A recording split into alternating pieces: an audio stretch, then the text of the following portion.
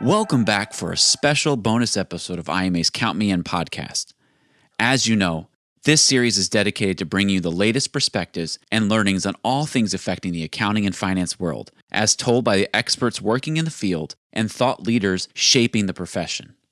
Well, IMA is pleased to announce that it has continued to shape the profession through its CMA certification and has just officially certified its 100,000th. To celebrate this milestone, IMA has planned a month-long celebration to promote the impact the CMA has had on the accounting and finance profession. To kick off the celebration, IMA's brand content and storytelling manager, Margaret Michaels, spoke with IMA's Senior Vice President of Certifications, Exams, and Content Integration, Dennis Whitney, about the state of management accounting profession and the trends impacting its future. Keep listening to hear this insightful and celebratory discussion about IMA's CMA program.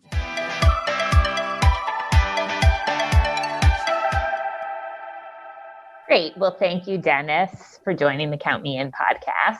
The first question is about the Certified Management Accountant, or CMA program, that was launched in 1972 by IMA. Can you tell me a little bit about what the impetus for creating a certification program like this was? Yeah, sure, Margaret. Thank you for having me today. I'm very happy to talk about the CMA program.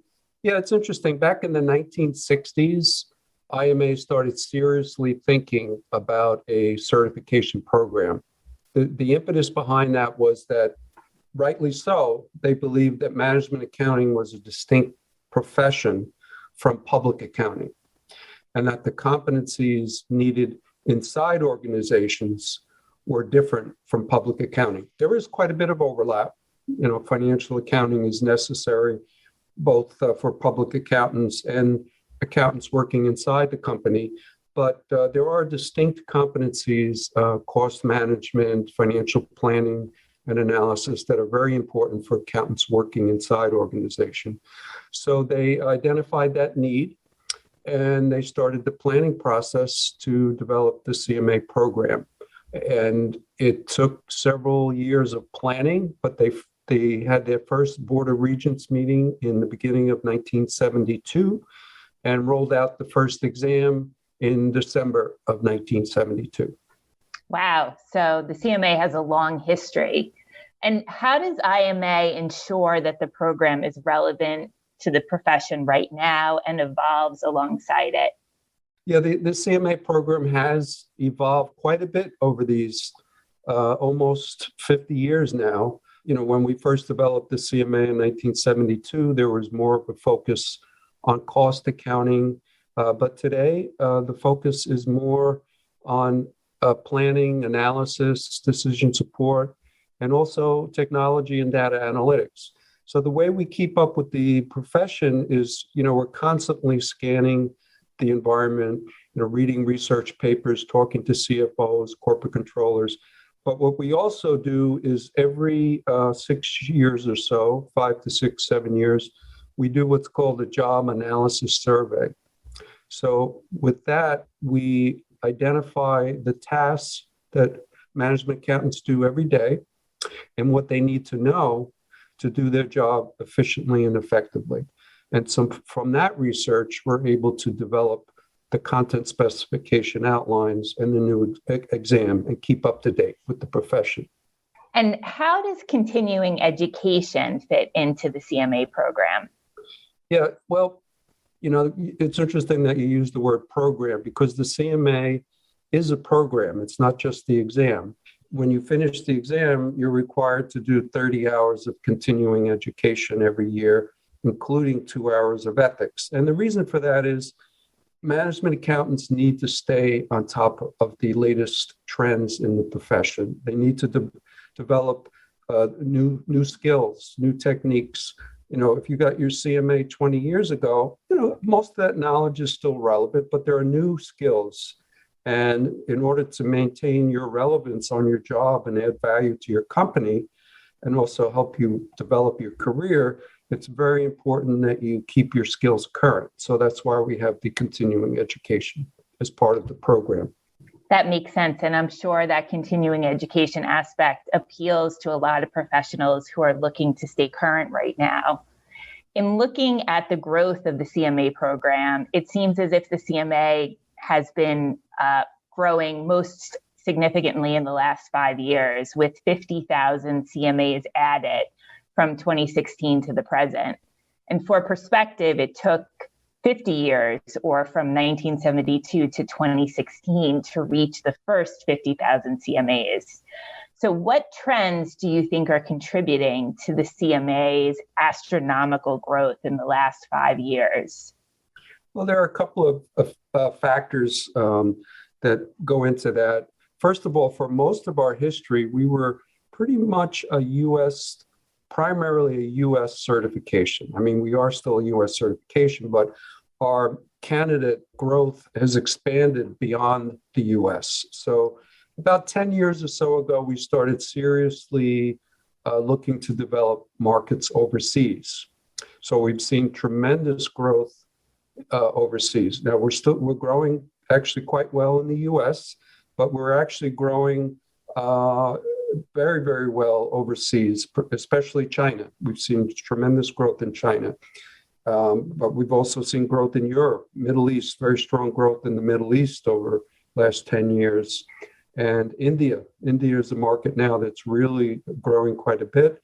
And also Southeast Asia, for example, in the Philippines and Vietnam. So it's a global growth, and that's contributed a lot to the growth of the program. The other thing is that we really work hard to communicate the value of the CMA. And for example, we have every year now for the last, I'm not exactly sure how many years, 5 years or so, we've been doing a commercial and an ad campaign where we make sure that we tell the public, not just our CMAs and our candidates, but tell corporations through business development and tell the public through marketing how relevant the CMA is. So that increasing exposure has more people who know about the CMA and more people who realize the importance of the CMA, particularly hiring managers. So we're seeing, for example, more ads saying CMA preferred. And I think those are the reasons primarily for the growth. And well, one other thing actually is a bigger exposure on the university campuses. So more students are interested in the program as well. That makes a lot of sense. And clearly now more than ever, hiring managers and organizations are faced with challenges revolving around rebuilding post-COVID and the talent war that we hear about, where there's fierce competition for CMAs in particular. So as organizations look to build more enhanced digital capabilities and transform their finance and accounting departments, how does the CMA specifically prepare them for those types of challenges? Well, the CMA has a very unique set of skills. For example, over the last year, we've all had the terrible challenge of the pandemic. A lot of companies struggled. But it really was the accountants working inside organizations, many of them CMAs, who were able to help companies manage cash better, to implement strong internal controls, to identify risks. And those risks also extend to information technology risks like cybercrime, cybersecurity is a big risk these days. And management accountants, CMAs, can help in identifying those risks and identifying ways to mitigate those risks. So that's on the one hand in maintaining the company as stewards, good stewards of the company, financial stewards, but also as we move out of the pandemic to a new world where technology, as you say, will be more and more part of our lives, particularly artificial intelligence. Management accountants, CMAs in particular, have the ability to work as strategic business advisors to senior management. So they can sit at the table, help them to identify new opportunities for growth, ways of adding value to the company, because they have the critical thinking skills, the strategic insight skills, and the strong financial analysis skills to help companies create competitive advantage and become successful for the long term, sustained success for the long term. And sustained success for the long term definitely involves strong competency in technology, data analytics, and other emerging areas. And so the CMA exam has to reflect those competencies and has to make sure that people that earn the CMA are entering the workforce ready and able to handle those types of challenges. And in 2020, ICMA introduced a revised CMA content specification outline to include new competencies in technology, data analytics, and other emerging areas necessary for management accountants to do their job. So what was involved in updating the CMA exam? Yep, well, that's a big job. And it's, it goes back to what I said a little earlier about doing a job analysis survey. So, we want to make sure that our exam stays relevant. And as you say, technology is impacting all professions, and it's having a big impact on the accounting profession. So technologies like RPA, blockchain, artificial intelligence, they are currently impacting the jobs and will do so even more in the future. So, we wanted to reflect that in the exam to make sure that our management accountants, our CMAs have the skills that are needed now and in the future. So what we did is we surveyed all of our members around the world, plus other management accountants around the world we had a very long survey. It takes about 45 minutes to complete. So it's a big commitment of time on the people who participate, which is a great benefit to us. But we asked them what they do on the job, basically. And when we did that, we saw that technology and data analytics is becoming more and more and more important in their everyday work.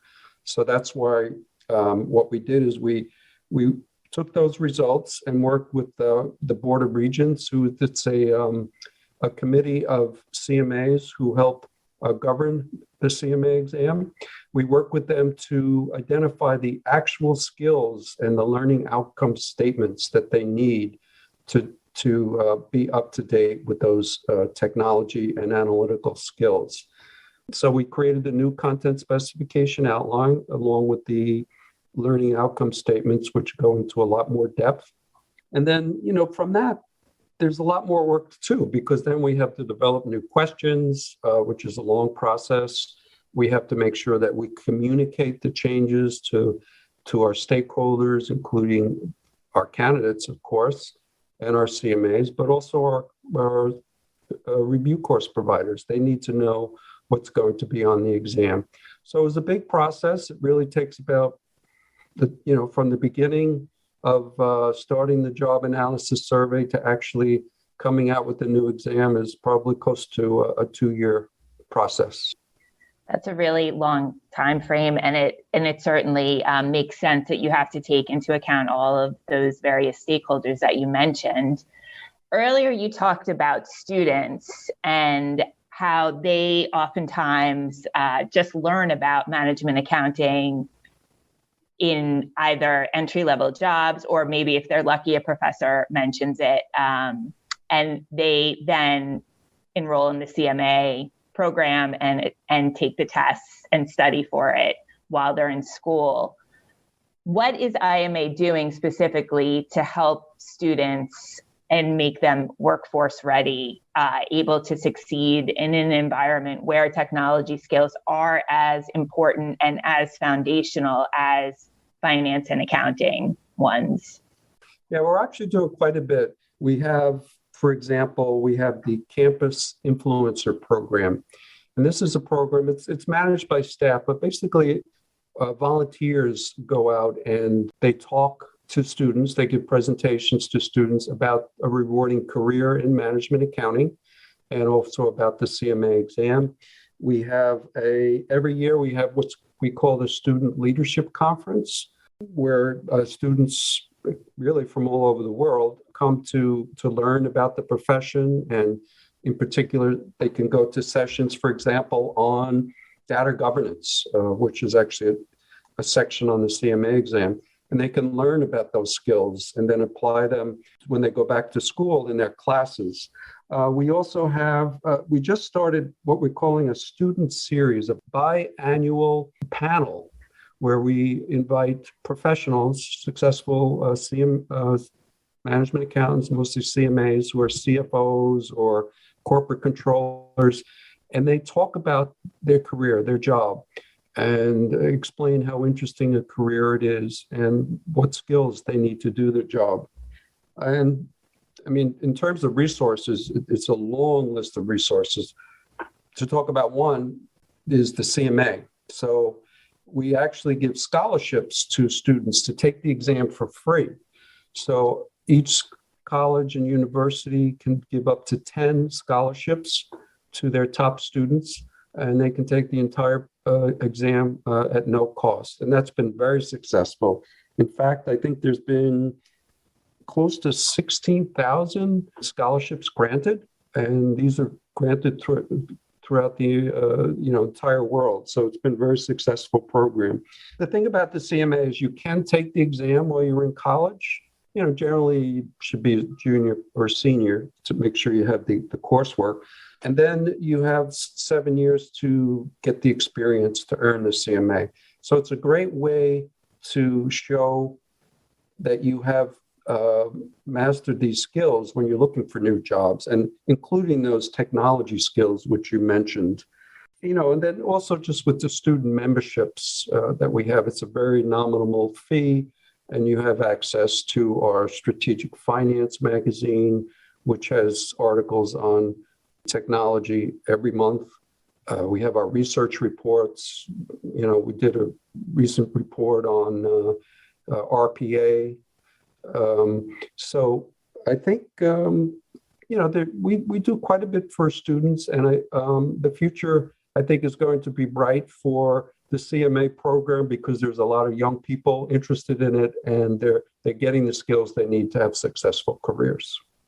It sounds like IMA puts a lot of weight on making sure that there's a pipeline of talent and grooming future leaders through all of these kinds of student initiatives. So it makes perfect sense also when we're celebrating the 100,000th CMA to talk about the future as lying with undergraduate students and making sure that we're preparing them to be workforce ready and able to handle the challenges that will come with the future. Yep, absolutely. We look forward to the next 50 years. I certainly won't be around for that, but I look forward to seeing much success for the CMA program in the future and another 100,000 CMAs. This has been Count Me In, IMA's podcast, providing you with the latest perspectives of thought leaders from the accounting and finance profession. If you like what you heard and you'd like to be counted in for more relevant accounting and finance education, visit IMA's website at www.imanet.org.